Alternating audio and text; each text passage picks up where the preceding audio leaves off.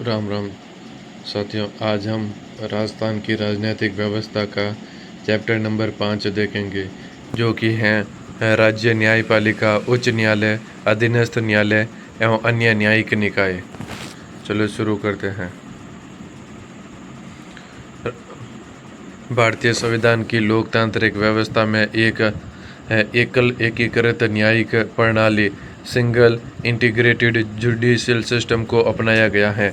इस प्रणाली में राज्य स्तर पर उच्च न्यायालय शीर्ष स्थान पर होता है। यह उच्चतम न्यायालय सुप्रीम कोर्ट के अधीन है, किंतु राज्य के सभी अधीनस्थ न्यायालयों के ऊपर कार्य करता है। भारत में उच्च न्यायालयों का ऐतिहासिक विकास। ऐतिहासिक पृष्ठभूमि। भारत में उच्च न्यायालय की संस्था का उद्भव ब्रिटिश शासनकाल के दौरान एक सुव्यवस्थित न्यायिक प्रक्रिया के माध्यम से हुआ। शुरुआत 1862 में।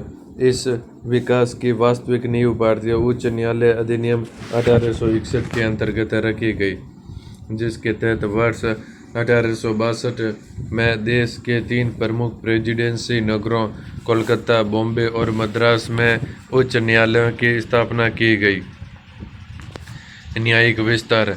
व्यवस्था को सुदृढ़ करने के क्रम में वर्ष 1867 में इलाहाबाद में चौथे उच्च न्यायालय का गठन किया गया, जिसके पश्चात धीरे धीरे ब्रिटिश भारत के प्रत्येक प्रांत के लिए स्वतंत्र न्यायालय स्थापित किए गए।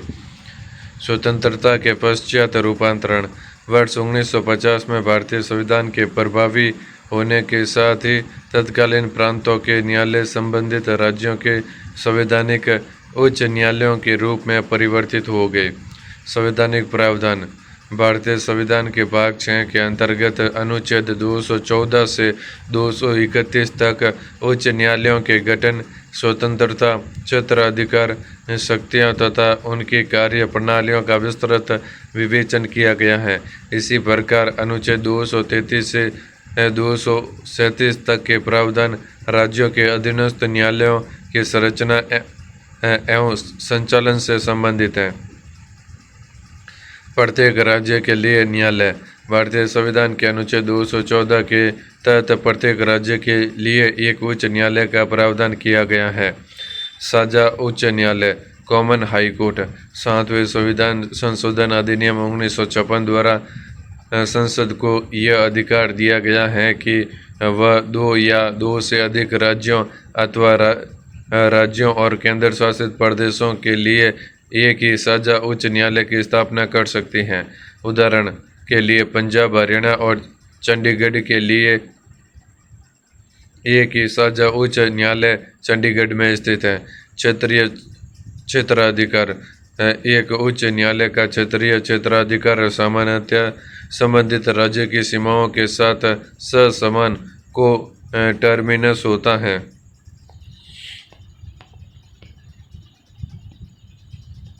वर्तमान परिदृश्य। वर्तमान में भारत में कुल 25 उच्च न्यायालय कार्यरत हैं, जो देश के एकीकृत न्यायिक प्रणाली का महत्वपूर्ण हिस्सा है। केंद्र शासित प्रदेशों की स्थिति। 9 केंद्र शासित प्रदेशों में से केवल दिल्ली का अपना पृथक उच्च न्यायालय 1967 से है, जबकि जम्मू कश्मीर और लद्दाख के लिए एक साझा न्यायालय की व्यवस्था है। से सभी केंद्र शासित प्रदेश अपने भौगोलिक रूप से निकटवर्ती राज्यों के उच्च न्यायालयों के अधिकार क्षेत्र जुरिस्डिक्शन के अंतर्गत आते हैं। राजस्थान उच्च न्यायालय। राजस्थान के एकीकरण से पूर्व यहाँ की विभिन्न रियासतों में स्वतंत्र और स्वायत्त न्यायिक प्रणालियाँ प्रचलित थी। वर्तमान उच्च न्यायालय के अस्तित्व में आने से पहले जयपुर, जोधपुर, उदयपुर, बीकानेर और कोटा जैसी प्रमुख रियासतों के अपने पृथक उच्च न्यायालय कार्यरत थे। इन न्यायालयों की कार्यप्रणाली और क्षेत्राधिकार केवल संबंधित रियासत की सीमाओं तक ही सीमित थे। एकीकरण की प्रक्रिया के पश्चात संपूर्ण राज्य के लिए एक एकीकृत और एकीकृत न्यायिक प्रणाली की आवश्यकता अनुभव की गई, जो आधुनिक राजस्थान के न्यायिक ढांचे का आधार बनी। B.R. पटेल समिति और जोधपुर का चयन। राजस्थान के एकीकरण के दौरान राजधानी के चयन और उच्च न्यायालय के मुख्यालय को लेकर विभिन्न रियासतों के मध्य वैचारिक मतभेद उत्पन्न हुए। इन विवादों के निष्पक्ष समाधान हेतु बी.आर. पटेल समिति का गठन किया गया, जिसमें बी.आर. पटेल अध्यक्ष, टी.सी. पुरी और एस.पी. सिन्हा सदस्य के रूप में सम्मिलित थे। इस समिति ने एक संतुलित और रणनीतिक दृष्टिकोण अपनाते हुए 27 मार्च 1949 को महत्वपूर्ण सिफारिश की। जयपुर को नवगठित राज्य की राजधानी के रूप में मान्यता दी जाए। जोधपुर को उच्च न्यायालय की स्थापना हेतु उपयुक्त स्थान के रूप में चुना जाए। औपचारिक उद्घाटन और प्रथम शपथ समारोह। बी.आर. पटेल समिति की सिफारिशों के क्रियान्वयन हेतु तत्कालीन राज प्रमुख महाराजा सवाई मान सिंह द्वितीय द्वारा एक आधिकारिक अध्यादेश ऑर्डिनेंस जारी किया गया। इसके परिणाम स्वरूप 29 अगस्त 1949 को जोधपुर में राजस्थान उच्च न्यायालय का औपचारिक उद्घाटन संपन्न हुआ। इस अवसर पर राज प्रमुख ने न्यायमूर्ति कमलकांत वर्मा के वर्मा को राजस्थान उच्च न्यायालय के प्रथम मुख्य न्यायाधीश के रूप में पद और गोपनीयता की शपथ दिलाई। उनके साथ 11 अन्य न्यायाधीशों ने भी शपथ ग्रहण की, जिससे स्थापना के समय न्यायालय में न्यायाधीशों की कुल प्रारंभिक संख्या 12 निर्धारित हुई। संवैधानिक परिवर्तन और खंडपीठ विवाद। 26 जनवरी 1950 को भारतीय संविधान लागू होने के साथ ही राजस्थान को 20 श्रेणी का राज्य घोषित किया गया, जिसके परिणाम स्वरूप न्यायाधीशों की योग्यता के मानक संवैधानिक मानदंडों के अनुरूप निर्धारित किए गए। इसी वर्ष 22 मई 1950 को राज प्रमुख की अधिसूचना द्वारा बीकानेर, कोटा और उदयपुर की खंडपीठों को समाप्त कर दिया गया, जिसके पश्चात केवल जयपुर खंडपीठ ही क्रियाशील रही। राज्य पुनर्गठन अधिनियम 1956 के पश्चात गठित पी. सत्यनारायण राव समिति की सिफारिशों के आधार पर एक बड़ा बदलाव हुआ और जयपुर खंडपीठ को भी समाप्त कर दिया गया। इसके फलस्वरूप केवल जोधपुर ही राजस्थान उच्च न्यायालय की एकमात्र मुख्य पीठ प्रिंसिपल सीट के रूप में शेष रहा। जन भावनाओं और प्रशासनिक जटिलताओं को देखते हुए 8 दिसंबर 1976 को राष्ट्रपति के आदेशानुसार जयपुर खंडपीठ को पुनः स्थापित किया गया। इस नवनिर्मित जयपुर खंडपीठ ने 31 जनवरी 1977 से अपना विधिवत न्यायिक कार्य प्रारंभ किया। भौगोलिक अधिकार क्षेत्र और जिलों का विभाजन। राजस्थान उच्च न्यायालय वर्तमान में 2 पीठों के माध्यम से संचालित होता है, जिनका क्षेत्राधिकार जिलों के आधार पर विभाजित है। जयपुर खंडपीठ इसके क्षेत्राधिकार के अंतर्गत मुख्य रूप से अजमेर, अलवर, भरतपुर, धौलपुर, कोटा, बूंदी, झालावाड़, बारां, झुंझुनू, सवाई माधोपुर, करौली, सीकर, टोंक और दौसा जैसे जिले सम्मिलित हैं। वर्तमान में इसके अधीन 21 जिला न्यायालय कार्यरत है। जोधपुर मुख्य पीठ प्रिंसिपल सीट। इसके अधिकार क्षेत्र में बाड़मेर, बांसवाड़ा, भीलवाड़ा, बीकानेर, चूरू, चित्तौड़गढ़, डूंगरपुर, हनुमानगढ़, जैसलमेर, जालौर, पाली, प्रतापगढ़, राजसमंद, सिरोही, श्रीगंगानगर, उदयपुर और नागौर शामिल हैं। इसके अधीन 23 जिला न्यायालय आते हैं। विशेष तथ्य: नागौर राजस्थान का एकमात्र ऐसा जिला है जिसका जिला न्यायालय जिला मुख्यालय न होकर मेड़ता में स्थित है।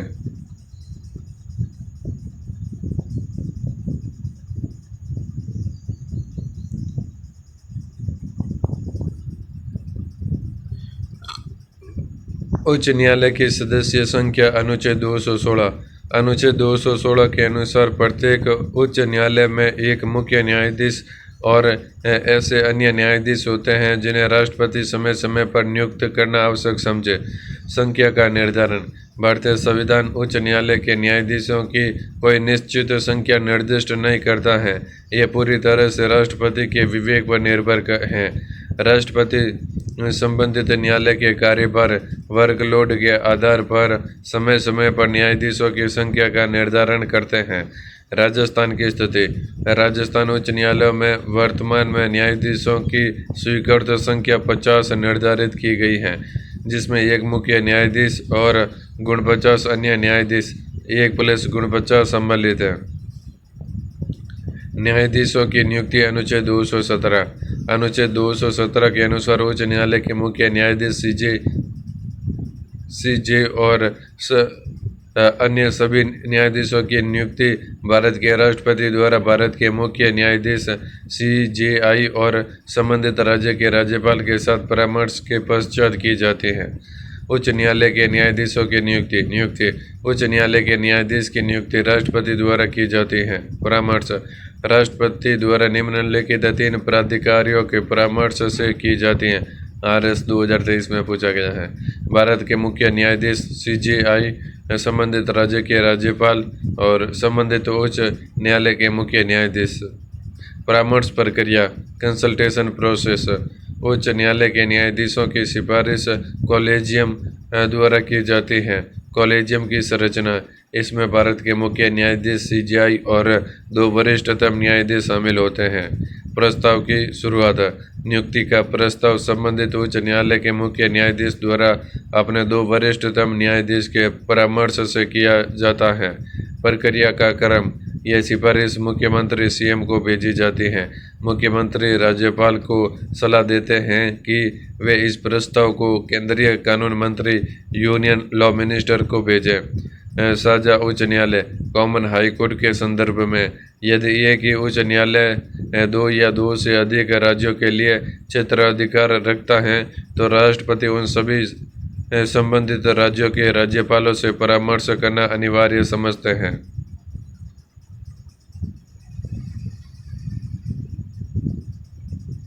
कॉलेजियम प्रणाली और न्यायिक मामले।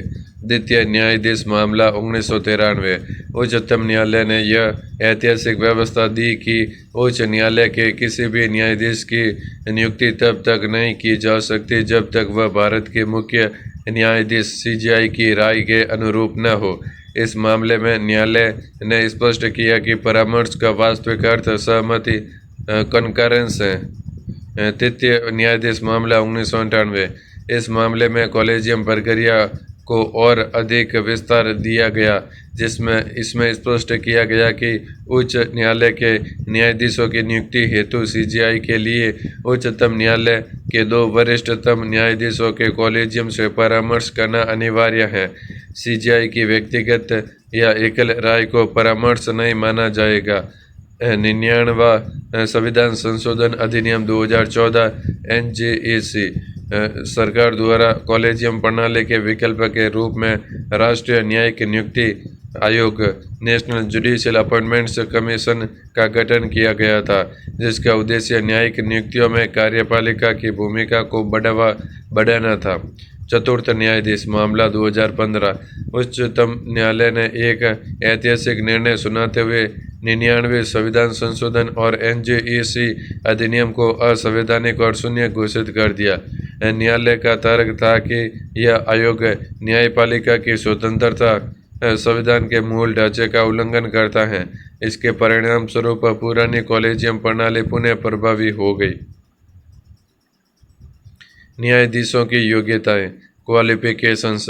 अनुच्छेद 217 सब क्लॉज 2 के अनुसार उच्च न्यायालय के न्यायाधीश के रूप में नियुक्त होने के लिए निम्नलिखित पात्रताएं अनिवार्य है। वह भारत का नागरिक हो, उसने भारत के राज्य क्षेत्र में कम से कम 10 वर्ष तक न्यायिक पद धारण किया हो, अथवा वह किसी उच्च न्यायालय या लगातार 2 या अधिक उच्च न्यायालयों में कम से कम 10 वर्ष तक अधिवक्ता एडवोकेट रहा हो। नोट। विशेष नोट। न्यूनतम आयु।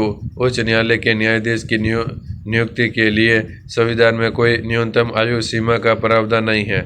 पारंगत विधिवेत्ता डिस्टिंग्विश्ड जूरिस्ट। उच्चतम न्यायालय सुप्रीम कोर्ट के विपरीत उच्च न्यायालय में राष्ट्रपति की दृष्टि में किसी पारंगत विधिवेत्ता को न्यायाधीश नियुक्त करने का कोई संवैधानिक प्रावधान नहीं है। शपथ या प्रतिज्ञान। ओथ और अफर्मेशन। अनुच्छेद 219 अनुच्छेद 219 के अनुसार उच्च न्यायालय के प्रत्येक न्यायाधीश को अपना पद ग्रहण करने से पूर्व एक औपचारिक शपथ या प्रतिज्ञा लेना अनिवार्य है। प्राधिकृत प्राधिकारी ऑथोराइज्ड अथॉरिटी, यह शपथ संबंधित राज्य के राज्यपाल या उसके द्वारा इस प्रयोजन के लिए नियुक्त किसी व्यक्ति के समक्ष ली जाती है।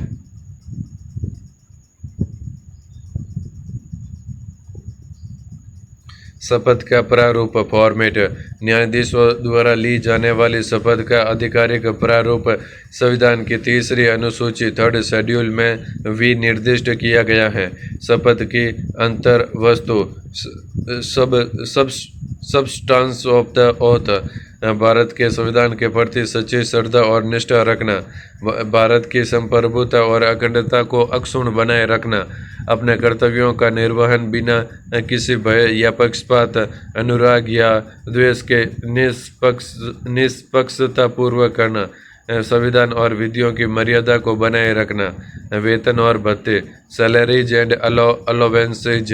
अनुच्छेद 221 अनुच्छेद 221 के अंतर्गत उच्च न्यायालय के न्यायाधीशों की आर्थिक स्वतंत्रता और निष्पक्षता सुनिश्चित करने हेतु निम्नलिखित संवैधानिक प्रावधान किए गए। वेतन एवं भत्तों का निर्धारण। न्यायाधीशों के वेतन, भत्ते, विशेषाधिकार, अवकाश और पेंशन का निर्धारण समय समय पर संसद द्वारा विधि बनाकर किया जाता है। वित्तीय सुरक्षा। अलाभकारी परिवर्तन का निषेध। नियुक्ति के पश्चात किसी भी न्यायाधीश के वेतन, भत्तों और अधिकारों में उनके लिए कोई भी अलाभकारी परिवर्तन, डिसएडवांटेजियस चेंज नहीं किया जा सकता। अपवाद। अनुच्छेद 360 के तहत वित्तीय आपातकाल की स्थिति में इनके वेतन में कटौती की जा सकती है। वर्तमान वेतन संरचना। 218 के संशोधनों के अनुसार मुख्य न्यायाधीश 2,50,000 प्रति माह, अन्य न्यायाधीश 2,25,000 प्रति माह। भारित व्यय।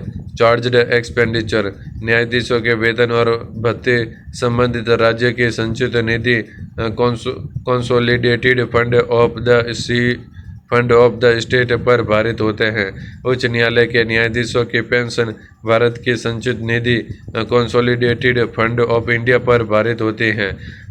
सत्कार भत्ता। इन्हें सत्कार भत्ता, संपचुअरी अलाउंस, मुफ्त आवास, चिकित्सा, कार और टेलीफोन जैसी सुविधाएं भी प्राप्त होती हैं।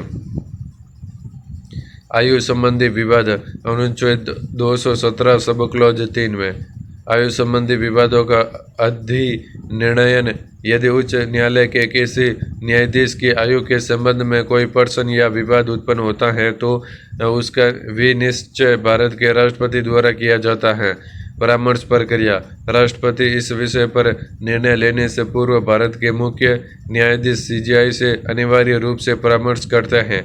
निर्णय की अंतिमता। इस संबंध में राष्ट्रपति द्वारा लिया गया निर्णय अंतिम माना जाता है और इसे सामान्यतः चुनौती नहीं दी जा सकती। नेक्स्ट, न्यायाधीशों का कार्यकाल। टेन्योर ऑफ जजेस। पदावधि। टेन्योर। भारतीय संविधान ने उच्च न्यायालय के न्यायाधीशों के लिए कोई निश्चित वर्षों का कार्यकाल जैसे 5 या 6 वर्ष निर्धारित नहीं किया है। इसके स्थान पर आयु सीमा का निर्धारण किया गया है।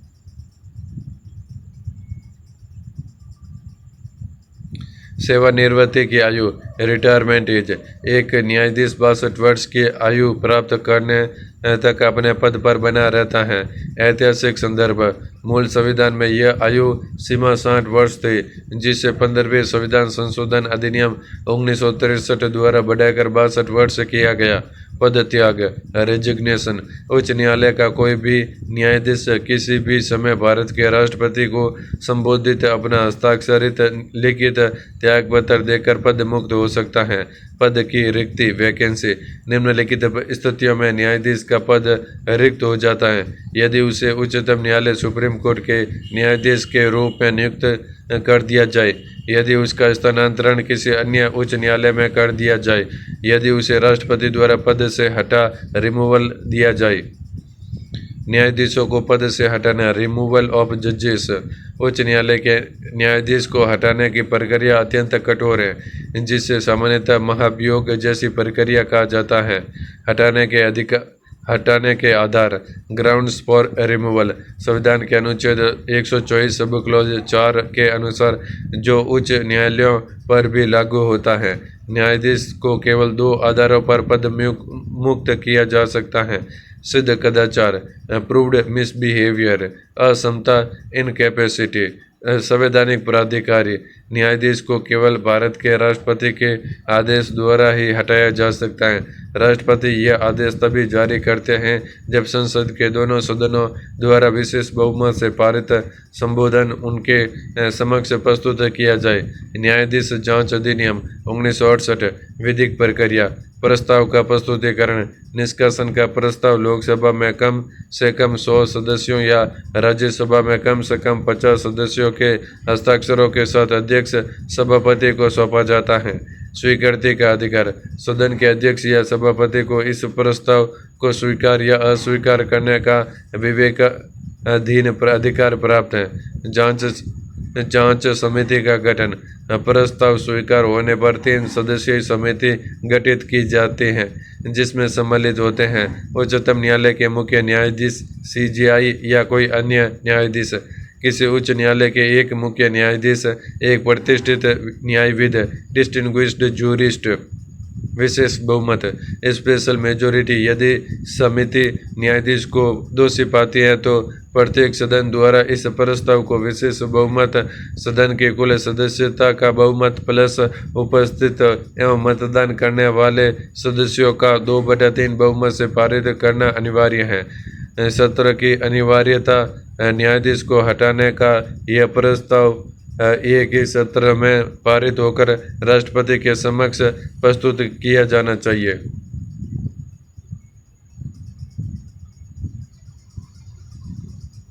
तथ्य, संविधान में न्यायाधीशों को हटाने के लिए रिमूवल पद से हटाना शब्द काम में लिया गया है, जबकि राष्ट्रपति को हटाने के लिए इम्पीचमेंट महाभियोग शब्द काम में लिया गया है। अब तक किसी भी उच्च न्यायालय के न्यायाधीश पर महाभियोग सफल नहीं हुआ।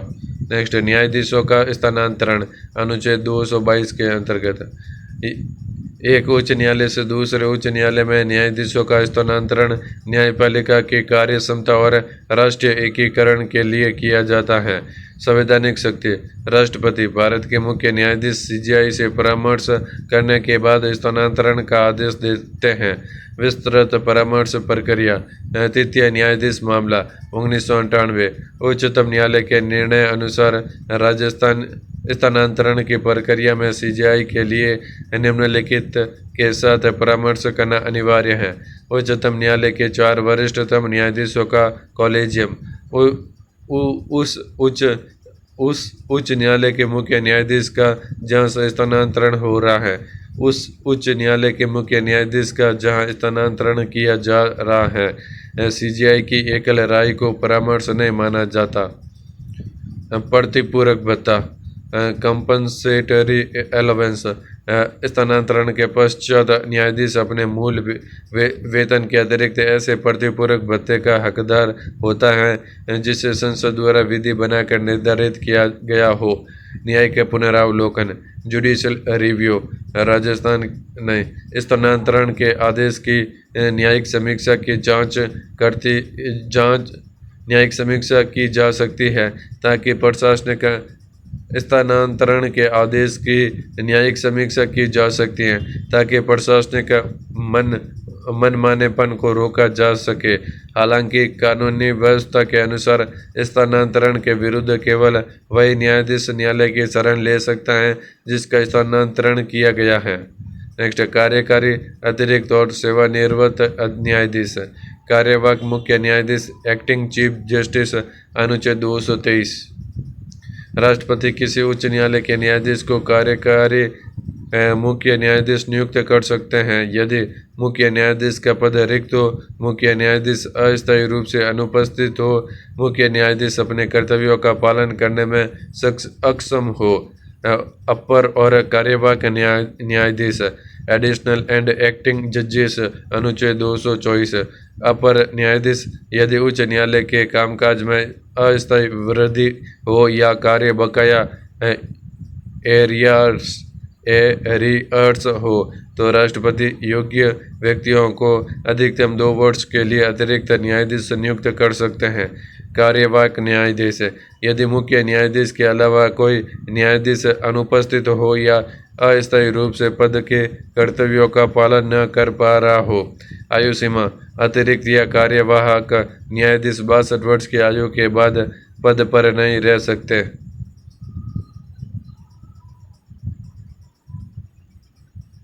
सेवानिवृत्त न्यायाधीशों की नियुक्ति अनुच्छेद 224A। किसी उच्च न्यायालय का मुख्य न्यायाधीश राष्ट्रपति की पूर्व सहमति और संबंधित व्यक्ति की स्वैच्छिक सहमति से उस उच्च न्यायालय या किसी अन्य उच्च न्यायालय के सेवानिवृत्त न्यायाधीश को अस्थायी अवधि के लिए कार्य करने हेतु अनुरोध कर सकता है। ऐसे न्यायाधीश को वे सभी भत्ते, शक्तियाँ और विशेष अधिकार प्राप्त होंगे जो राष्ट्रपति द्वारा निर्धारित किए जाए। विधिक स्थिति यद्यपि उन्हें न्यायाधीश की सभी शक्तियाँ प्राप्त होगी तथापि उन्हें उस उच्च न्यायालय का स्थायी न्यायाधीश नहीं माना जाएगा। उच्च न्यायालय की स्वतंत्रता इंडिपेंडेंस ऑफ हाई कोर्ट न्यायपालिका की निष्पक्षता बनाए रखने के लिए संविधान ने उच्च न्यायालय को कार्यपालिका और विधायिका के अनुचित दबाव से मुक्त रखा है। इसके लिए निम्नलिखित प्रावधान किए गए हैं। नियुक्ति की विशिष्ट प्रक्रिया न्यायाधीशों की नियुक्ति में कॉलेजियम प्रणाली न्यायपालिका की निर्णायक भूमिका होती है जिससे इस प्रक्रिया में राजनीतिक हस्तक्षेप न्यूनतम रहता है। पदावधि की सुरक्षा सिक्योरिटी ऑफ टेन्योर उच्च न्यायालय के न्यायाधीश राष्ट्रपति के पश्चात पर्यंत during the pleasure of the president पद धारण नहीं करते। उन्हें पद से हटाने के लिए संसद में अत्यंत कठोर और विशिष्ट प्रक्रिया अनुच्छेद 124 सब क्लॉज 4 के सदृश अपनानी पड़ती हैं। निश्चित सेवा शर्तें अनुच्छेद 221 के अंतर्गत नियुक्ति के पश्चात न्यायाधीशों के वेतन भत्तों, अवकाश और विशेषाधिकारों में उनके लिए कोई भी अलाभकारी परिवर्तन डिसएडवांटेजियस चेंज नहीं किया जा सकता। अपवाद वित्तीय आपातकाल संचित निधि पर भारित व्यय चार्ज्ड एक्सपेंडिचर उच्च न्यायालय के प्रशासनिक व्यय और न्यायाधीशों के वेतन भत्ते राज्य की संचित निधि पर भारित होते हैं। इसका तात्पर्य है कि राज्य विधानमंडल में इन पर चर्चा तो हो सकती है किंतु मतदान वोटिंग नहीं किया जा सकता। विशेष तथ्य न्यायाधीशों की पेंशन भारत की संचित निधि पर भारित होती है। न्यायिक आचरण पर चर्चा का निषेध संविधान के अनुसार संसद या राज्य विधानमंडल में किसी न्यायाधीश के न्यायिक कर्तव्यों के निर्वहन के संबंध में किए गए आचरण पर चर्चा नहीं की जा सकती जब तक कि उन्हें हटाने का प्रस्ताव विचाराधीन न हो। अभिलेख न्यायालय और अवमानना हेतु दंड उच्च न्यायालय को अपनी अवमानना कंटेम्प्ट ऑफ कोर्ट के लिए दंडित करने की शक्ति प्राप्त है। यह शक्ति न्यायालय की गरिमा, प्राधिकार और आदेशों के प्रभावी क्रियान्वयन को सुनिश्चित करती हैं। स्वयं के कर्मचारी वर्ग की नियुक्ति मुख्य न्यायाधीश को अपने अधिकारियों और कर्मचारियों की नियुक्ति करने तथा उनकी सेवा शर्तें निर्धारित करने की पूर्ण स्वायत्तता प्राप्त है जिससे कार्यपालिका का हस्तक्षेप सीमित रहता है।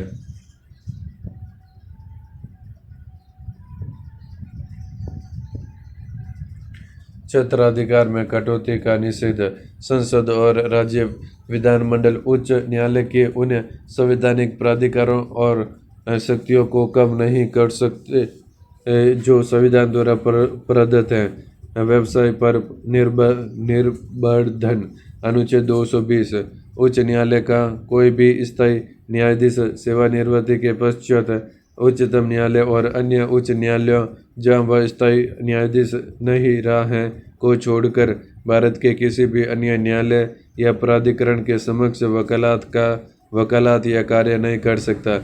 यह प्रावधान भविष्य में लाभ के पद की लालसा को रोककर न्यायिक निष्पक्षता बनाए रखता है।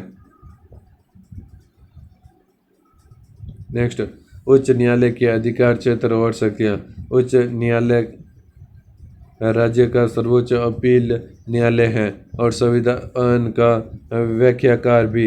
इसके क्षेत्राधिकार को निम्नलिखित श्रेणियों में विभाजित किया जा सकता है। मूल अधिकार क्षेत्र, ओरिजिनल जुरिस्डिक्शन।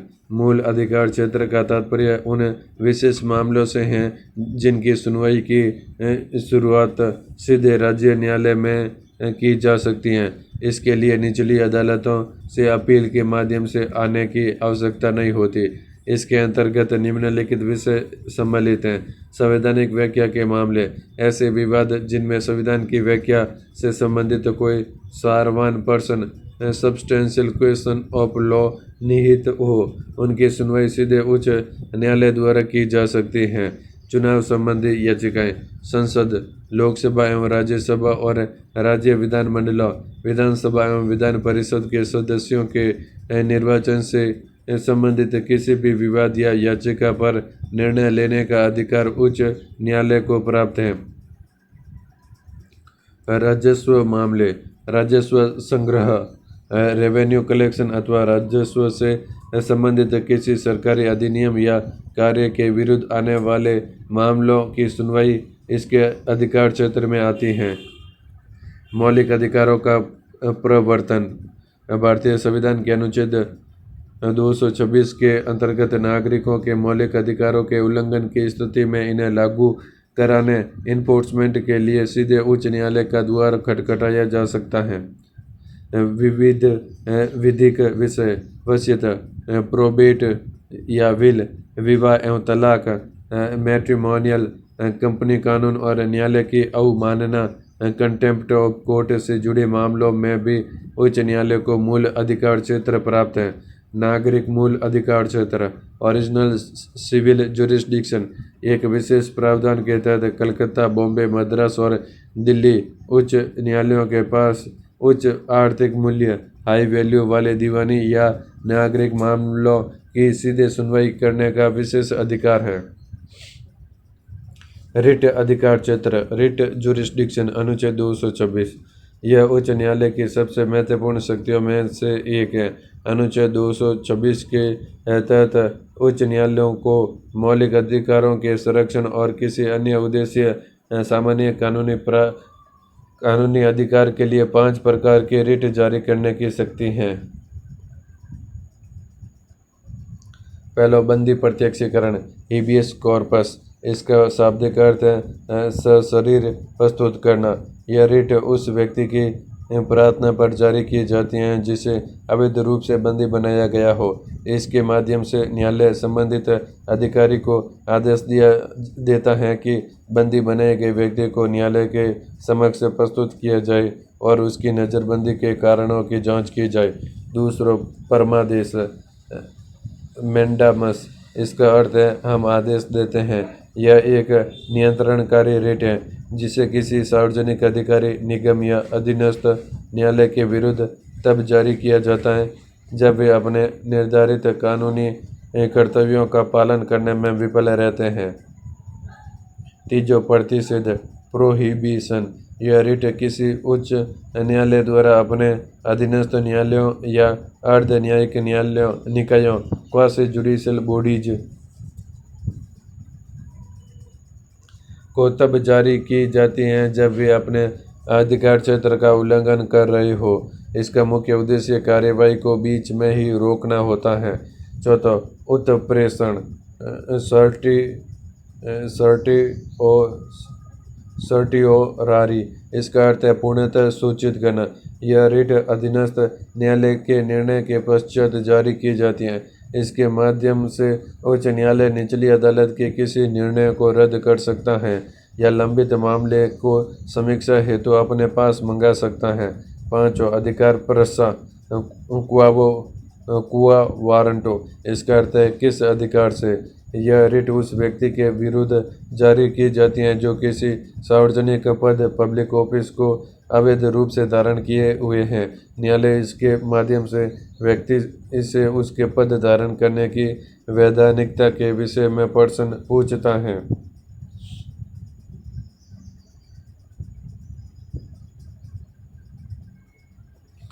उच्चतम न्यायालय और उच्च न्यायालय के रिट क्षेत्राधिकार आधार उच्चतम न्यायालय और सुप्रीम कोर्ट, उच्चतम न्यायालय और उच्च न्यायालय हाई कोर्ट। आधार संवैधानिक अनुच्छेद उच्चतम न्यायालय सुप्रीम कोर्ट अनुच्छेद 32 के तहत शक्ति प्राप्त है और उच्च न्यायालय हाई कोर्ट अनुच्छेद 226 के तहत शक्ति प्राप्त है। आधार क्षेत्र उच्चतम न्यायालय सुप्रीम कोर्ट, इसका दायरा संकीर्ण है। यह केवल मौलिक अधिकारों के उल्लंघन पर रिट जारी कर सकता है। उच्च न्यायालय हाई कोर्ट, इसका दायरा व्यापक है। यह मौलिक अधिकारों के साथ साथ सामान्य कानूनी अधिकारों के लिए भी रिट जारी कर सकता है। आधार क्षेत्रीय विस्तार उच्चतम न्यायालय सुप्रीम कोर्ट, इसका अधिकार क्षेत्र संपूर्ण भारत में प्रभावी है। उच्च न्यायालय हाई कोर्ट, इसका अधिकार क्षेत्र केवल संबंधित राज्य की सीमा या जहां कार्यवाही का कारण कॉज ऑफ एक्शन उत्पन्न हुआ हो तक सीमित है। आधार अनिवार्यता उच्चतम न्यायालय सुप्रीम कोर्ट अनुच्छेद 32 स्वयं का एक मौलिक अधिकार है, अतः सुप्रीम कोर्ट रिट जारी करने से मना नहीं कर सकता। उच्च न्यायालय हाई कोर्ट अनुच्छेद 226 एक विवेकाधीन शक्ति है, अतः हाई कोर्ट विशेष परिस्थितियों में रिट जारी करने से इनकार कर सकता है। नोट विशेष नोट चूँकि उच्च न्यायालय अन्य उद्देश्यों सामान्य कानूनी अधिकारों के लिए भी रिट जारी कर सकता है, इसलिए तकनीकी रूप से उसका रिट क्षेत्राधिकार उच्चतम न्यायालय से अधिक विस्तृत माना जाता है। अपीलीय अधिकार क्षेत्र एपीलिएट जुरिस्डिक्शन, उच्च न्यायालय अपने अधीनस्थ न्यायालयों, जिला न्यायालय आदि के निर्णयों के विरुद्ध अपील सुनाता है। दीवानी मामले और आपराधिक, दीवानी यानी सिविल मामले, आपराधिक यानी क्रिमिनल मामले। दीवानी मामले दीवानी सिविल मामले अपील का स्तर जिला न्यायालयों और अन्य अधीनस्थ न्यायालयों के आदेशों के विरुद्ध प्रथम और द्वितीय अपील उच्च न्यायालय के समक्ष प्रस्तुत की जा सकती हैं। आर्थिक सीमा सामान्यतः 10,000 से 10,000 रुपये से अधिक के मूल्य वाले दीवानी विवादों को उच्च न्यायालय में अपील हेतु लाया जा सकता है। कानूनी पर्सन द्वितीय अपील केवल तभी स्वीकार की जाती हैं जब मामले में कानून का कोई Sarwan person substantial question of law निहित हो। आपराधिक क्रिमिनल मामले सजा के विरुद्ध अपील यदि सत्र न्यायालय, सेशन कोर्ट या अतिरिक्त सत्र न्यायालय किसी न्यायालय द्वारा किसी अपराधी को 7 वर्ष से अधिक का कारावास दिया गया है तो उस निर्णय के विरुद्ध उच्च न्यायालय में अपील की जा सकती है। मृत्युदंड की अनिवार्य पुष्टि कन्फर्मेशन ऑफ डेथ सेंटेंस, यह उच्च न्यायालय की एक अत्यंत विशिष्ट शक्ति है। यदि सत्र न्यायालय द्वारा किसी व्यक्ति को मृत्युदंड, फांसी की सजा सुनाई जाती है तो उस सजा को प्रभावी करने से पूर्व उच्च न्यायालय द्वारा उसकी पुष्टि कन्फर्मेशन किया जाना अनिवार्य है। विशेष प्रावधान मृत्युदंड की पुष्टि की प्रक्रिया तब भी अनिवार्य होती है भले ही अपराधी ने स्वयं उच्च न्यायालय में कोई अपील दायर न की हो। पर्यवेक्षी अधिकार क्षेत्र सुपरवाइजरी जुरिस्डिक्शन अनुच्छेद 227 उच्च न्यायालय को अपने क्षेत्रीय अधिकार क्षेत्र में कार्य करने वाले सभी न्यायालयों और अधिकरणों ट्रिब्यूनल्स पर अधीक्षण सुपरिटेंडेंस की व्यापक शक्ति प्राप्त है। क्षेत्राधिकार का विस्तार, यह शक्ति उन सभी न्यायिक निकायों तक विस्तृत है जो उच्च न्यायालय के अपीलीय क्षेत्राधिकार में आते हो या नहीं। इसमें प्रशासनिक और न्यायिक दोनों प्रकार का नियंत्रण सम्मिलित है। प्रशासनिक कार्य इस शक्ति के अंतर्गत उच्च न्यायालय अधीनस्थ न्यायालयों से कार्यवाहियों का विवरण रिटर्न्स मांग सकता है। उनके कार्य संचालन हेतु सामान्य नियम और प्रपत्र फॉर्म्स निर्धारित कर सकता है। स्वतः संज्ञान सुओ मोटो, उच्च न्यायालय इस शक्ति का प्रयोग स्वयं की प्रेरणा से भी कर सकता है। अपवाद: सैन्य न्यायालय, कोर्ट मार्शल या सशस्त्र बलों से संबंधित ट्रिब्यूनल्स पर उच्च न्यायालय को अधीक्षण की शक्ति प्राप्त नहीं है। उपयोग की सीमा: यह एक असाधारण शक्ति है जिसका प्रयोग केवल अधिकारिता के उल्लंघन, प्राकृतिक न्याय के हनन या विधिक त्रुटि की स्थिति में ही किया जाता है। अधीनस्थ न्यायालयों पर नियंत्रण: उच्च न्यायालय को अपने प्रादेशिक क्षेत्राधिकार के भीतर कार्यरत सभी अधीनस्थ न्यायालयों पर पूर्ण प्रशासनिक और न्यायिक नियंत्रण प्राप्त है। नियुक्ति एवं पदोन्नति: अनुच्छेद 233 जिला न्यायाधीशों की नियुक्ति, पदस्थापना, पोस्टिंग और पदोन्नति के विषयों पर राज्यपाल संबंधित उच्च न्यायालय से अनिवार्य रूप से परामर्श करते हैं। राज्य न्यायिक सेवा: अनुच्छेद 234 जिला न्यायाधीशों से भिन्न अन्य न्यायिक पदों जैसे आरजेएस आदि पर नियुक्तियों के लिए भी राज्यपाल द्वारा उच्च न्यायालय और राज्य लोक सेवा आयोग आरपीएससी का परामर्श लेना अनिवार्य है। अनुशासनात्मक नियंत्रण: उच्च न्यायालय के पास न्यायिक सेवा के सदस्यों की पदस्थापना, अवकाश, लीव, स्थानांतरण और अनुशासन संबंधी मामलों पर प्रभावी नियंत्रण होता है। मामलों का अंतरण: विड्रॉवल ऑफ केसेज: अनुच्छेद 228 यदि किसी अधीनस्थ न्यायालय में लंबित किसी वाद में संविधान की व्याख्या से संबंधित विधि का कोई Sarwan person substantial question of law अंतर्निहित है तो उच्च न्यायालय उस मामले को अपने पास मंगा सकता है। इसके पश्चात न्यायालय स्वयं उस पर्सन का निपटारा कर मामले को अधीनस्थ न्यायालय को लौटा सकता है या पूरे मामले का निपटारा स्वयं कर सकता है। बाध्यकारी प्रभाव: बाइंडिंग नेचर: उच्च न्यायालय द्वारा घोषित विधि उसके क्षेत्राधिकार के अंतर्गत आने वाले सभी अधीनस्थ न्यायालयों पर बाध्यकारी होती हैं।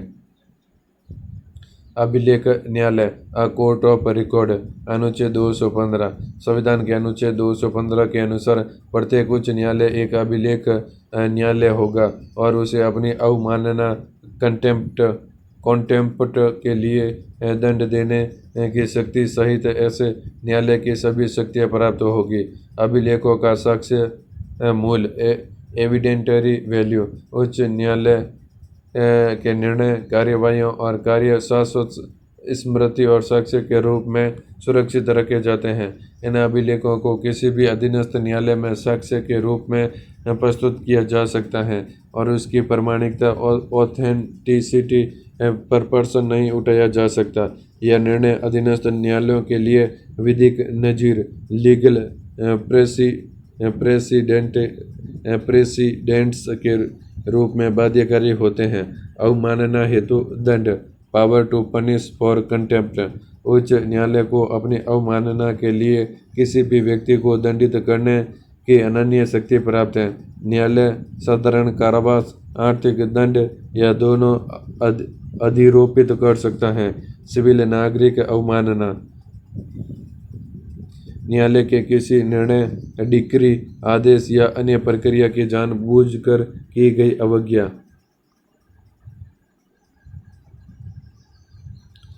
आपराधिक अवमानना: किसी ऐसी बात का प्रकाशन या कार्य करना जो न्यायालय को कलंकित, स्कैंडलाइज करता हो, न्याय के कार्यवाही में हस्तक्षेप करता हो या न्याय प्रशासन में बाधा उत्पन्न करता हो। स्वयं के निर्णयों का पुनरावलोकन, पावर ऑफ रिव्यू: एक अभिलेख न्यायालय होने के नाते उच्च न्यायालय को अपने पूर्ववर्ती निर्णयों की समीक्षा, रिव्यू करने और उसमें पाई गई स्पष्ट त्रुटियों को सुधारने की अंतर्निहित शक्ति प्राप्त है। नोट: न्यायिक समीक्षा की तरह ही उच्च न्यायालय को अपने स्वयं के पूर्व निर्णयों की समीक्षा, रिव्यू करने और उन्हें सुधारने की शक्ति भी प्राप्त है। न्यायिक समीक्षा की शक्ति, पावर ऑफ जुडिशियल रिव्यू: न्यायिक समीक्षा उच्च न्यायालय की वह शक्ति है जिसके तहत वह केंद्र और राज्य सरकारों के विधायी अधिनियमों और कार्यकारी आदेशों की संवैधानिक वैधता की जांच करता है। संवैधानिक आधार: यद्यपि भारतीय संविधान में न्यायिक समीक्षा शब्दावली का प्रत्यक्ष उल्लेख नहीं है, तथापि अनुच्छेद 13 और अनुच्छेद 226 स्पष्ट रूप से उच्च न्यायालय को यह शक्ति प्रदान करते हैं। अमान्य घोषित करने के आधार। उच्च न्यायालय किसी कानून या आदेश को निम्नलिखित आधारों पर असंवैधानिक और शून्य अनकॉन्स्टिट्यूशनल एंड वॉइड घोषित कर सकता है यदि वह मौलिक अधिकारों पार्ट 3 का उल्लंघन करता हो, यदि वह उसे पारित करने वाले प्राधिकारी की विधायी क्षमता लेजिस्लेटिव कॉम्पिटेंस से बाहर हो, यदि वह किसी संवैधानिक प्रावधान के प्रतिकूल रिपुग्नेंट हो। ऐतिहासिक संशोधन एवं विधिक स्थिति। 42वां संविधान संशोधन अधिनियम 1976। इस संशोधन द्वारा उच्च न्यायालयों की शक्तियों को सीमित करते हुए उन्हें केंद्रीय विधियों सेंट्रल लॉज की संवैधानिक वैधता पर विचार करने से प्रतिबंधित कर दिया गया था। 43वां संविधान संशोधन अधिनियम 1977।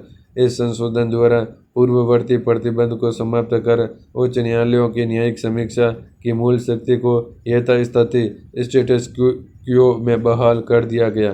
संविधान का मूल ढांचा। Basic structure. एल चंद्र कुमार बनाम भारत संघ 1997 मामले में उच्चतम न्यायालय ने यह व्यवस्था दी कि अनुच्छेद 226 और 227 के तहत उच्च न्यायालय की न्यायिक समीक्षा की शक्ति संविधान के मूल ढांचे का अभिन्न अंग है। अतः संसद संविधान संशोधन के माध्यम से भी इस शक्ति को समाप्त या कम नहीं कर सकती है।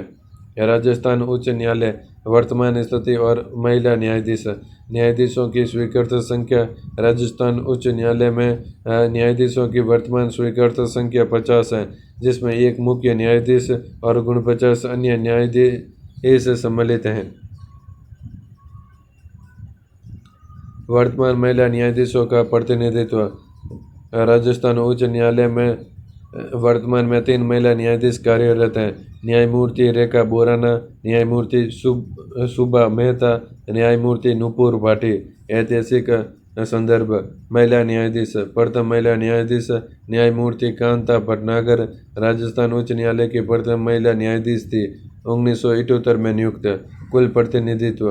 राजस्थान उच्च न्यायालय के इतिहास में अब तक कुल 14 महिला न्यायाधीशों की नियुक्ति हो चुकी है। उच्चतम न्यायालय सुप्रीम कोर्ट में प्रतिनिधित्व। राजस्थान उच्च न्यायालय से अब तक 2 महिला न्यायाधीशों ने उच्चतम न्यायालय में न्यायाधीश के रूप में सेवाएं दी हैं। पहला न्यायमूर्ति ज्ञानसुधा मिश्रा, दूसरा न्यायमूर्ति बिला एम त्रिवेदी। राजस्थान उच्च न्यायालय मुख्य न्यायाधीशों का कार्यकाल एवं तथ्य। महत्वपूर्ण मुख्य न्यायाधीश। ऐतिहासिक। पहला न्यायमूर्ति कमलकांत वर्मा के वर्मा राजस्थान उच्च न्यायालय के प्रथम मुख्य न्यायाधीश।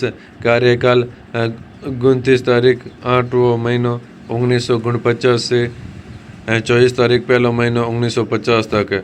इन्होंने राजस्थान एकीकरण के पश्चात उच्च न्यायालय के स्थापना काल में नेतृत्व प्रदान किया। दूसरा न्यायमूर्ति कैलाशनाथ वांचू 1951 से 1958 तक। राजस्थान उच्च न्यायालय में सर्वाधिक दीर्घ कार्यकाल, लगभग 7 वर्ष तक मुख्य न्यायाधीश रहने का कीर्तिमान। यह राजस्थान के ऐसे प्रथम मुख्य न्यायाधीश थे जो कालांतर में भारत के 10वें मुख्य न्यायाधीश CJI के पद पर सुशोभित हुए। तीसरा न्यायमूर्ति JS वर्मा 1986 से 1999 तक। राजस्थान उच्च न्यायालय के मुख्य न्यायाधीश रहने के पश्चात भारत के 27वें मुख्य न्यायाधीश बने हैं।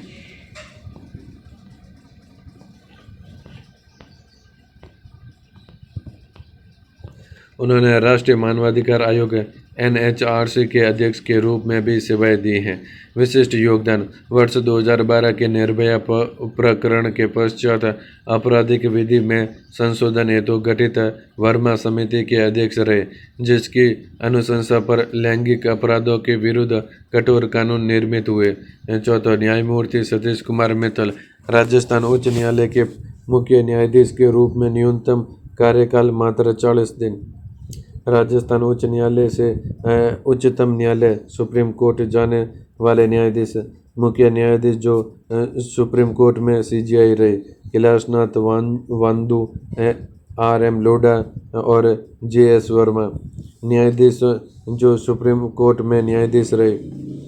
AP Sen, NM कांसलीवाल, RM Lodha, Ajay Rastogi, Dinesh Maheshwari और बेला M त्रिवेदी।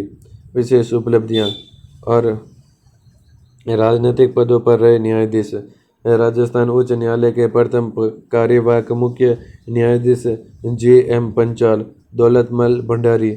ये न्यायाधीश होने के साथ साथ पहली लोकसभा के सदस्य जयपुर से भी रहे और जयपुर में आज़ाद मोर्चा का गठन किया। फारूक हसन राजस्थान सरकार में शिक्षा राज्य मंत्री रहे।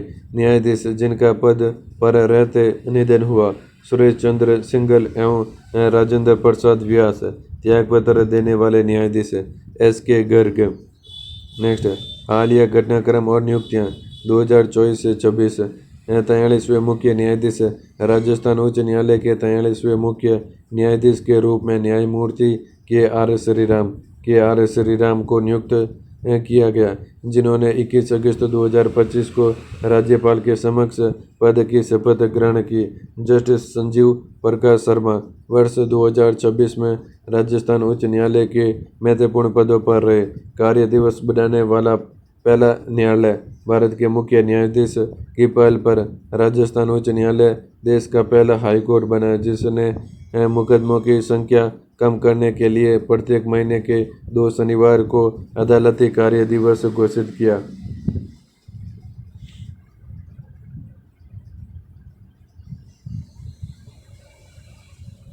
उच्च न्यायालय से संबंधित महत्वपूर्ण अनुच्छेद 214 से 231। अनुच्छेद और विषय वस्तु। अनुच्छेद 214 प्रत्येक राज्य के लिए एक उच्च न्यायालय का प्रावधान है। अनुच्छेद 215 उच्च न्यायालय एक अभिलेख न्यायालय के रूप में है। अनुच्छेद 216 उच्च न्यायालय का गठन मुख्य न्यायाधीश प्लस अन्य न्यायाधीश होंगे। अनुच्छेद 217 न्यायाधीशों की नियुक्ति, योग्यता और पद की शर्तें हैं। अनुच्छेद 218 इसमें उच्चतम न्यायालय से संबंधित कतिपय प्रावधानों का उच्च न्यायालय पर लागू होना है। अनुच्छेद 224 विषय वस्तु अपर, एडिशनल और कार्यकारी एक्टिंग न्यायाधीशों की नियुक्ति है। अनुच्छेद 224 सब क्लॉज। अनुच्छेद 224A उच्च न्यायालयों में सेवानिवृत्त न्यायाधीशों की नियुक्ति है। अनुच्छेद 225 उच्च न्यायालयों का क्षेत्राधिकार है। अनुच्छेद 226 रिट जारी करने की उच्च न्यायालय की शक्ति, मौलिक प्लस कानूनी अधिकार है। अनुच्छेद 227 सभी अधीनस्थ न्यायालयों पर उच्च न्यायालय की अधीक्षण सुप्रिंटेंडेंस की शक्ति है। अनुच्छेद 219 न्यायाधीशों द्वारा शपथ या प्रतिज्ञान तीसरी अनुसूची के अनुसार है। अनुच्छेद 220 स्थायी न्यायाधीश रहने के बाद वकालत पर प्रतिबंध है। अनुच्छेद 221 न्यायाधीशों के वेतन और भत्ते संसद द्वारा निर्धारित हैं। अनुच्छेद 222 न्यायाधीशों का एक उच्च न्यायालय से दूसरे में स्थानांतरण ट्रांसफर है। अनुच्छेद 223 कार्यकारी मुख्य न्यायाधीश एक्टिंग चीफ जस्टिस की नियुक्ति है। अनुच्छेद 228 अधीनस्थ न्यायालयों से मामलों का हस्तांतरण है। संविधान की व्याख्या हेतु अनुच्छेद 229 उच्च न्यायालय के अधिकारी, सेवक और प्रशासनिक व्यय है। अनुच्छेद 230 उच्च न्यायालय के क्षेत्राधिकार का केंद्र शासित प्रदेशों यूनियन टेरिटरीज तक विस्तार है। अनुच्छेद 231 दो या अधिक राज्यों के लिए एक ही साझा उच्च न्यायालय की स्थापना है। नेक्स्ट टॉपिक, अधीनस्थ न्यायालय। भारतीय संविधान के भाग 6 के अंतर्गत अनुच्छेद 233 से 237 तक अधीनस्थ न्यायालयों के संगठन, कार्यप्रणाली और उनकी स्वतंत्रता सुनिश्चित करने संबंधी प्रावधान किए गए हैं। इन न्यायालयों को अधीनस्थ इसलिए कहा जाता है क्योंकि ये प्रशासनिक और न्यायिक दोनों ही स्तरों पर संबंधित राज्य के उच्च न्यायालय के प्रत्यक्ष नियंत्रण में कार्य करते हैं। प्रमुख संवैधानिक प्रावधान। जिला न्यायाधीशों की नियुक्ति अनुच्छेद 233 के अंतर्गत की जाती है। जिला न्यायाधीशों की नियुक्ति, पदस्थापना, पोस्टिंग और पदोन्नति प्रमोशन राज्य के राज्यपाल द्वारा की जाती है। राज्यपाल यह प्रक्रिया अनिवार्य रूप से संबंधित राज्य के उच्च न्यायालय के परामर्श से पूर्ण करते हैं। भारत में न्यायालयों का पदानुक्रम। न्यायिक व्यवस्था की संरचना सबसे ऊपर उच्चतम न्यायालय, फिर उसके नीचे उच्च न्यायालय, फिर उसके नीचे अधीनस्थ न्यायालय। अधीनस्थ न्यायालय के अंतर्गत राजस्व न्यायालय जो भूमि राजस्व से संबंधित है, फिर जिला न्यायालय दीवानी मामलों से, और फिर सत्र न्यायालय फौजदारी मामलों के। जिला न्यायालय जो दीवानी के अंतर्गत आते हैं। निचले न्यायालय यानी लोअर कोर्ट, इसके अंदर 3 हैं: लोक अदालत, लघु वाद न्यायालय और मुंसिफ न्यायालय। अन्य न्यायिक सेवाओं की नियुक्ति। अनुच्छेद 234 जिला न्यायाधीश के पद के अतिरिक्त अन्य न्यायिक पदों जैसे मुंसिफ, सिविल जज आदि पर नियुक्ति की प्रक्रिया भी राज्यपाल द्वारा ही संपादित की जाती हैं। इसके लिए राज्यपाल को राज्य लोक सेवा आयोग जैसे राजस्थान में आरपीएससी और उच्च न्यायालय के साथ परामर्श करना अनिवार्य होता है। उच्च न्यायालय का नियंत्रण। अनुच्छेद 235 अधीनस्थ न्यायालयों, जिला न्यायालयों और उसके नीचे के सभी न्यायालय पर पूर्ण प्रशासनिक नियंत्रण उच्च न्यायालय का होता है। इस नियंत्रण के अंतर्गत न्यायिक अधिकारियों की पदस्थापना, पदोन्नति, स्थानांतरण, ट्रांसफर, अनुशासनिक मामले और अवकाश, लीव की मंजूरी जैसे महत्वपूर्ण प्रशासनिक कार्य सम्मिलित हैं।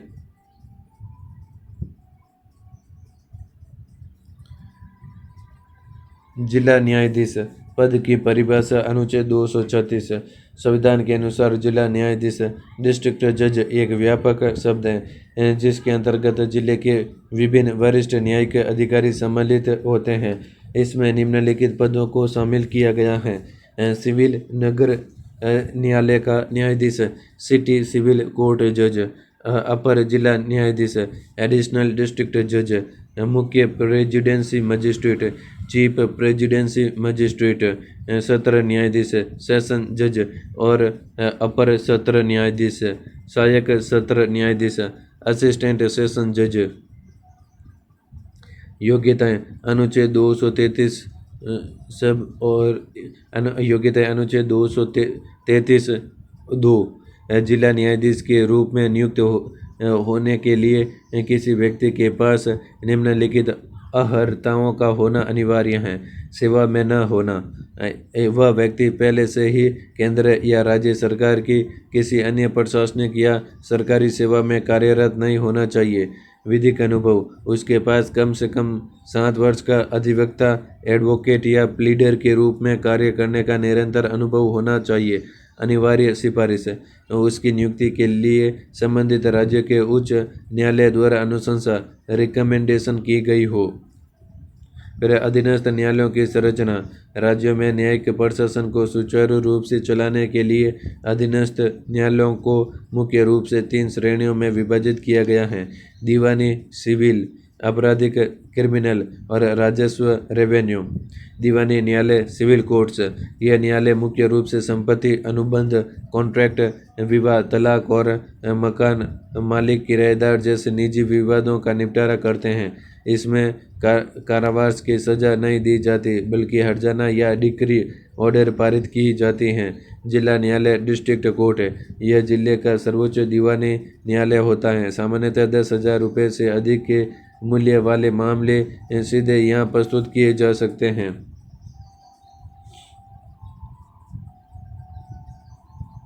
सिविल जज न्यायालय। यह मध्यम स्तर का न्यायालय है जो 2,000 रुपये से 10,000 रुपये तक के दीवानी मामलों की सुनवाई करता है। मुंसिफ न्यायालय। यह सबसे निचले स्तर का दीवानी न्यायालय है जहाँ न्यूनतम धनराशि से संबंधित प्रारंभिक विवाद लाए जाते हैं। लघुवाद न्यायालय, स्मॉल कॉज कोर्ट। ये विशिष्ट न्यायालय होते हैं और सरल प्रकृति के मामलों को शीघ्र निपटाने के लिए होते हैं। इनके निर्णयों के विरुद्ध सामान्यतः कहीं अपील नहीं की जा सकती। नेक्स्ट, आपराधिक न्यायालय, क्रिमिनल कोर्ट्स। यह न्यायालय कानून के उल्लंघन जैसे चोरी, हत्या, बलात्कार से संबंधित मामलों की सुनवाई करते हैं।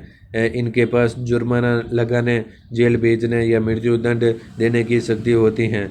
सत्र न्यायालय सेशन कोर्ट है। यह जिले का सर्वोच्च आपराधिक न्यायालय है और इसके पीठासीन अधिकारी को सत्र न्यायाधीश कहा जाता है। मुख्य न्यायिक मजिस्ट्रेट ये सत्र न्यायाधीश के मार्गदर्शन में कार्य करते हैं और सीमित सजा सुनाने का अधिकार रखते हैं। मजिस्ट्रेट न्यायालय महानगरों में इन्हें मेट्रोपॉलिटन मजिस्ट्रेट कहा जाता है। अन्य क्षेत्रों में इनके नीचे प्रथम, द्वितीय और तृतीय श्रेणी के न्यायिक मजिस्ट्रेट कार्यरत हैं। राजस्व न्यायालय रेवेन्यू कोर्ट्स ये न्यायालय मुख्य रूप से कृषि भूमि, भू स्वामित्व और भू राजस्व, लैंड रेवेन्यू से संबंधित विवादों का समाधान करते हैं।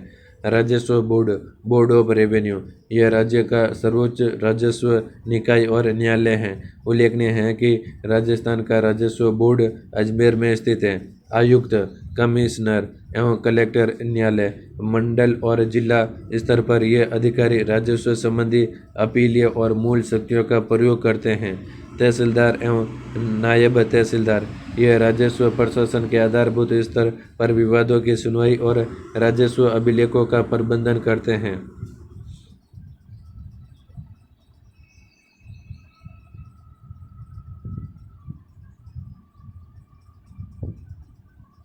दीवानी और आपराधिक मामलों में अंतर। विशेषता दीवानी सिविल मामले और आपराधिक यानी क्रिमिनल मामले। विशेषता प्रकृति दीवानी सिविल मामले मुख्य रूप से निजी अधिकारों का उल्लंघन जैसे संपत्ति विवाद, विवाह या एवं तलाक, अनुबंध, कॉन्ट्रैक्ट की शर्तें और किराए संबंधी मामले। प्रकृति आपराधिक क्रिमिनल मामले समाज के विरुद्ध किए गए अपराध और कानून का गंभीर उल्लंघन जैसे चोरी, हत्या, डकैती, मारपीट और बलात्कार। विशेषता पक्षकार दीवानी सिविल मामले इसमें विवाद सामान्यतः दो व्यक्तियों या संस्थाओं के बीच होता है जैसे वादी बनाम प्रतिवादी। और पक्षकार आपराधिक क्रिमिनल मामले इसमें अपराध को समाज के विरुद्ध माना जाता है, इसलिए मुख्य पक्षकार राज्य बनाम अभियुक्त स्टेट वर्सेज अक्यूज्ड होता है। विशेषता उद्देश्य एवं सजा दीवानी सिविल मामले इसका मुख्य उद्देश्य पीड़ित पक्ष को हर्जाना, मुआवजा, डैमेजेस दिलाना या उसके कानूनी अधिकारों की पुनर्स्थापना करना है। उद्देश्य एवं सजा आपराधिक क्रिमिनल मामले में इसका मुख्य उद्देश्य अपराधी को दंडित करना और समाज में कानून का डर बनाए रखना है। इसमें जुर्माना, कारावास या मृत्युदंड की सजा दी जाती है। विशेषता कार्यवाही की शुरुआत दीवानी सिविल मामले पीड़ित पक्ष द्वारा न्यायालय को सीधे याचिका, पिटीशन, सूट दायर की जाती हैं।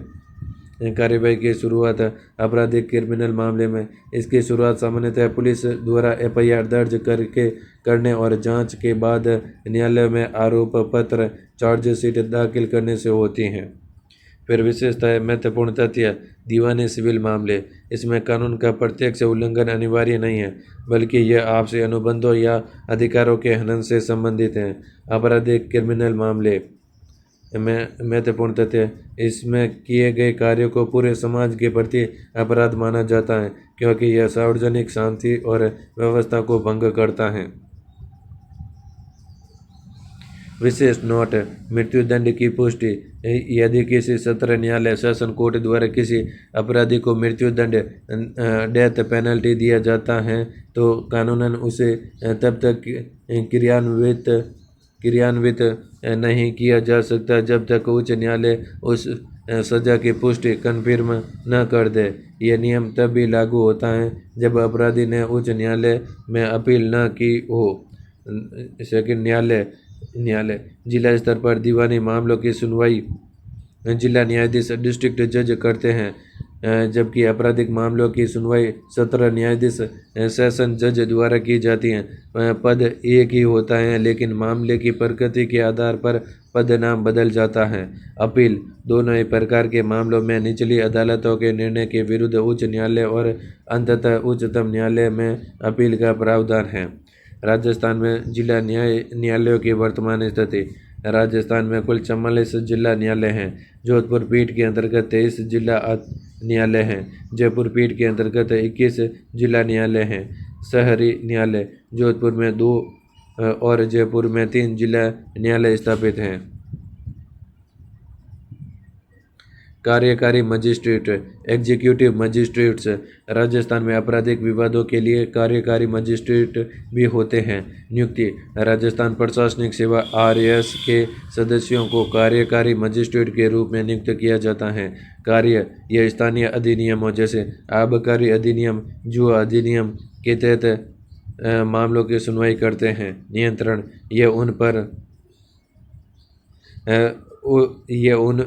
नियंत्रण इन पर उच्च न्यायालय का नहीं बल्कि राज्य सरकार का प्रशासनिक नियंत्रण होता है। अधीनस्थ न्यायालयों से संबंधित अनुच्छेद 233 से 237 तक। अनुच्छेद और विषय वस्तु। अनुच्छेद 233 जिला न्यायाधीशों की नियुक्ति राज्यपाल द्वारा हाई कोर्ट के परामर्श से। अनुच्छेद 233A कतिपय जिला न्यायाधीशों की नियुक्तियों का और उनके द्वारा किए गए निर्णयों का विधि मान्यकरण। अनुच्छेद 234 न्यायिक सेवा में जिला न्यायाधीशों से भिन्न व्यक्तियों की भर्ती RPSC प्लस हाईकोर्ट परामर्श से। अनुच्छेद 235 अधीनस्थ न्यायालयों पर उच्च न्यायालय का नियंत्रण। अनुच्छेद 236 जिला न्यायाधीश और न्यायिक सेवा का व्याख्या और परिभाषा। अनुच्छेद 237 कुछ वर्ग के मजिस्ट्रेटों पर इस अध्याय के प्रावधानों का लागू होना। नेक्स्ट, अन्य न्यायिक निकाय। राज्य विधिक सेवा प्राधिकरण, state legal services authority SLSA। राज्य विधिक सेवा प्राधिकरण एक वैधानिक निकाय है जिसका उद्देश्य समाज के कमजोर वर्गों को समान न्याय एवं निःशुल्क विधिक सहायता प्रदान करना है। संवैधानिक एवं विधिक आधार। अनुच्छेद 39A इसे 42वें संविधान संशोधन 1974 द्वारा जोड़ा गया। यह राज्य को निर्देशित करता है कि वह आर्थिक या अन्य असमताओं के कारण किसी भी नागरिक को न्याय से वंचित न रहने दे और निःशुल्क कानूनी सहायता सुनिश्चित करे। विधिक सेवा प्राधिकरण अधिनियम 1988। इस केंद्रीय अधिनियम के माध्यम से राज्यों में इन प्राधिकरणों के गठन का मार्ग प्रशस्त हुआ। संस्थागत संरचना। मुख्य संरक्षक, पैट्रॉन इन चीफ, संबंधित उच्च न्यायालय के मुख्य न्यायाधीश इसके पदेन मुख्य संरक्षक होते हैं। कार्यकारी अध्यक्ष, एग्जीक्यूटिव चेयरमैन, उच्च न्यायालय के सेवारत या सेवानिवृत्त न्यायाधीश जिन्हें राज्यपाल द्वारा नामित किया जाता है। सदस्य सचिव, मेंबर सेक्रेटरी, राज्य उच्च न्यायिक सेवा का अधिकारी। न्यूनतम जिला न्यायाधीश स्तर जिसकी नियुक्ति मुख्य न्यायाधीश के परामर्श से की जाती है।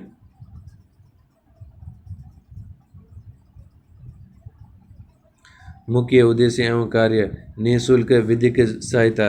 पात्र व्यक्तियों को अदालती कार्यवाही हेतु वकील और विधिक परामर्श उपलब्ध कराना। लोक अदालतों का आयोजन। लंबित और पूर्व वाद प्री लिटिगेशन मामलों के त्वरित समाधान हेतु नियमित रूप से लोक अदालतों का प्रबंधन करना। विधिक साक्षरता। नागरिकों को उनके कानूनी अधिकारों के प्रति जागरूक करने हेतु शिविरों का आयोजन करना। नेक्स्ट, लोक अदालत। लोक अदालत जिसका शाब्दिक अर्थ लोगों का न्यायालय है, भारत में विवादों के त्वरित और आपसी समझौते से निपटारे का एक वैधानिक मंच है। यह विधिक सेवा प्राधिकरण अधिनियम 1988 के तहत स्थापित एक वैकल्पिक प्रणाली है। प्रमुख विशेषताएं और कार्य प्रणाली। वैधानिक स्थिति। लोक अदालत द्वारा दिया गया निर्णय अवार्ड कानून की दृष्टि में एक दीवानी न्यायालय सिविल कोर्ट की डिग्री माना जाता है। यह पक्षकारों के लिए अंतिम और कानूनी रूप से बाध्यकारी होता है। अपील का अभाव। लोक अदालत के निर्णय के विरुद्ध देश के किसी भी न्यायालय, उच्च न्यायालय या उच्चतम न्यायालय में कोई अपील नहीं की जा सकती। इसका उद्देश्य मुकदमेबाजी को समाप्त करना है। शून्य न्यायालय शुल्क। लोक अदालत में मामला लाने के लिए कोई अदालती शुल्क नहीं देना होता। यदि कोई मामला पहले से नियमित न्यायालय में लंबित है और लोक अदालत में सुलझ जाता है तो जमा की गई अदालती फीस, कोर्ट फी पक्षकार को वापस कर दी जाती हैं। प्रक्रियात्मक लचीलापन। यहाँ साक्ष्य अधिनियम, एविडेंस एक्ट या नागरिक प्रक्रिया संहिता CPC के कठोर नियमों का पालन नहीं किया जाता। यहाँ मुख्य ध्यान प्राकृतिक न्याय, नेचुरल जस्टिस और आपसी संवाद पर होता है। नेक्स्ट, वैकल्पिक विवाद समाधान, अल्टरनेटिव डिस्प्यूट रिजोल्यूशन एडीआर। वैकल्पिक विवाद समाधान एडीआर उन प्रक्रियाओं का समूह है जो पारंपरिक अदालती मुकदमों लिटिगेशन के बाहर विवादों को सुलझाने का मार्ग प्रशस्त करते हैं। इसका मुख्य लक्ष्य न्यायपालिका के बोझ को कम करना और पक्षकारों के समय व धन की बचत करना है। एडीआर के प्रमुख स्तंभ, मध्यस्थता, आर्बिट्रेशन। यह एक अर्ध न्यायिक प्रक्रिया है जहाँ विवाद को एक या अधिक निष्पक्ष व्यक्तियों आर्बिट्रेटर्स को सौंपा जाता है। उनका निर्णय आर्बिट्रल अवार्ड कहलाता है, जो न्यायालय की डिक्री की तरह ही लागू करने योग्य होता है। यह अक्सर व्यापारिक और अनुबंध संबंधी विवादों में उपयोग किया जाता है। नेक्स्ट, सुलह यानी कॉन्सिलिएशन। एक तटस्थ तीसरा पक्ष कॉन्सिलिएटर दोनों पक्षों को समझौते के लिए प्रोत्साहित करता है और समाधान के विकल्प सुझाता है। ये प्रक्रिया गोपनीय होती है और इसका उद्देश्य विवाद को सौहार्दपूर्ण ढंग से समाप्त करना है। मध्यस्थता, मीडिएशन। एक प्रशिक्षित मध्यस्थ मीडिएटर पक्षकारों के बीच संचार की सुविधा प्रदान करता है ताकि वे स्वयं किसी सर्वमान्य समाधान पर पहुंच सके। मध्यस्थ अपना निर्णय नहीं थोपता बल्कि समाधान खोजने में सहायता करता है। वार्ता, नेगोशिएशंस। ये सबसे सरल रूप है जिसमें पक्षकार बिना किसी बाहरी हस्तक्षेप के सीधे संवाद के माध्यम से अपने मतभेदों को सुलझाने का प्रयास करते हैं।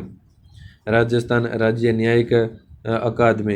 राजस्थान राज्य न्यायिक अकादमी RSGA राजस्थान में न्यायिक प्रशिक्षण, अनुसंधान और उत्कृष्टता का प्रमुख केंद्र है।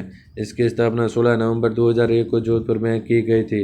मुख्य कार्य, इस संस्था का मुख्य उत्तरदायित्व राजस्थान न्यायिक सेवा RJS के नवनियुक्त अधिकारियों को आधारभूत प्रशिक्षण, इंडक्शन ट्रेनिंग प्रदान करना है। इसके अतिरिक्त यह अकादमी सेवारत न्यायाधीशों की कार्यकुशलता और विधिक ज्ञान को अद्यतन करने हेतु नियमित अंतराल पर ओरिएंटेशन और